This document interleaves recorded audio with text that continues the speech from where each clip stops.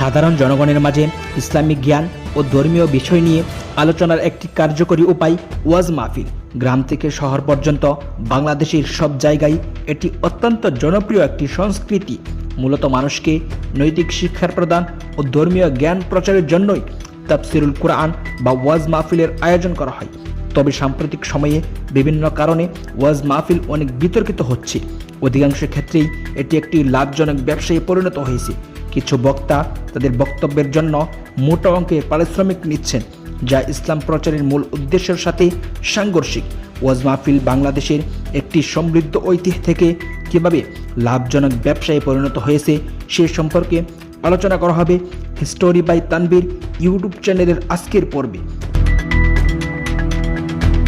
প্রাচীনকাল থেকেই ইসলামিক জ্ঞান ও নৈতিক শিক্ষার জন্য ওয়াজ মাহফিল একটি শক্তিশালী মাধ্যম হিসাবে ব্যবহৃত হয়ে আসছে।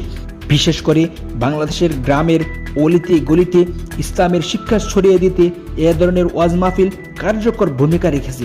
এটি সমাজে একতা ছড়িয়ে দিতে অনেক গুরুত্বপূর্ণ ভূমিকা পালন করেছে। প্রাচীন আলেমরা গভীর অধ্যয়ন করে এবং বাস্তবিক উদাহরণের মাধ্যমে ইসলামী শিক্ষা মানুষের জীবনের সঙ্গে যুক্ত করতে পারতেন। এমনকি বর্তমানেও অনেক জায়গায় ওয়াজ মাহফিল সামাজিক উন্নয়ন, দানশীলতা এবং একে অপরের প্রতি সহানুভূতির চর্চাকে উৎসাহিত করে। বিগত কয়েক দশকে ধর্মীয় নেতারা এবং জনপ্রিয় বক্তারা অতীতের তুলনায় অনেক বেশি শ্রোতাদের আকর্ষণ করতে সক্ষম হয়েছেন। তাদের কথা শুনতে হাজার হাজার লক্ষ লক্ষ মানুষ উপস্থিত হন।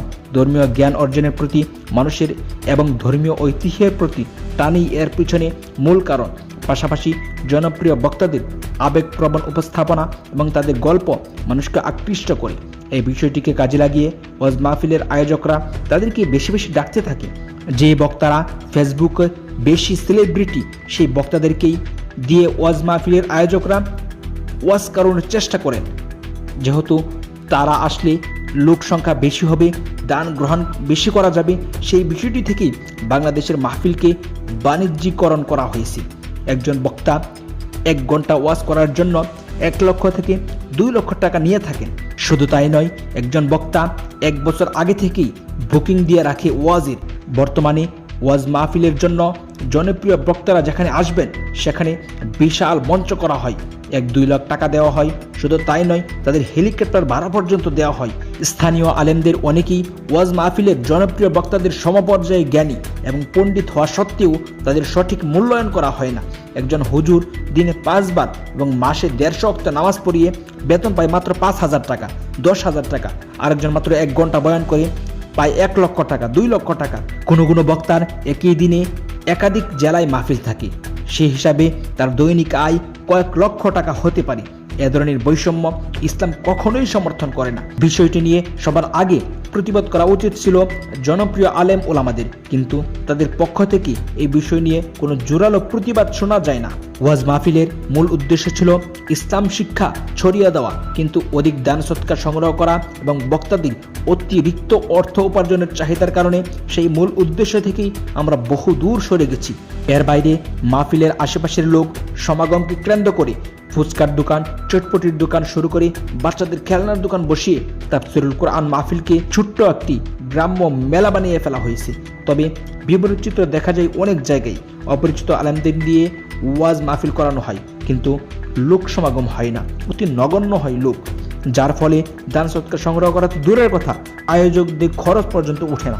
আবার অনেক ওয়াজ মাহফিলে একজনকে আরেকজন কাফের বলতেছে, একজনকে আরেকজন এটা বলতেছে, গীবত গাইতেছে, কত কিছুই না করতেছে এই ওয়াজ মাহফিলে। এই কোরআনের মাহফিলে আজকে যেসব ঘটনা ঘটছে তা কখনোই কাম্য ছিল না। আগেরকার দিনে তা কখনোই এগুলো হতো না। পরিশেষে একটি কথাই বলতে চাই, মাহফিলের বাজেট কমিয়ে তা স্থানীয় মসজিদের ইমাম, মুয়াজ্জিন ও দরিদ্র শিক্ষার্থীদের সহায়তায় ব্যয় করা উচিত। উচ্চস্বরে মাইক ব্যবহারে সীমা নির্ধারণ করা উচিত। সারা বিশ্বে ইসলাম শিক্ষা ও চর্চার জন্য অত্যন্ত কার্যকর একটি সংগঠন ছিল তাবলিগ জামাত, কিন্তু সাম্প্রতিক সময়ে সেই তাবলিগ জামাতও বেশ কিছু বিতর্কিত কর্মকাণ্ডে জড়িয়ে 2টি আলাদা পক্ষে বিভক্ত হয়ে গেছে। এ থেকেও আমরা বেরিয়ে আসা উচিত।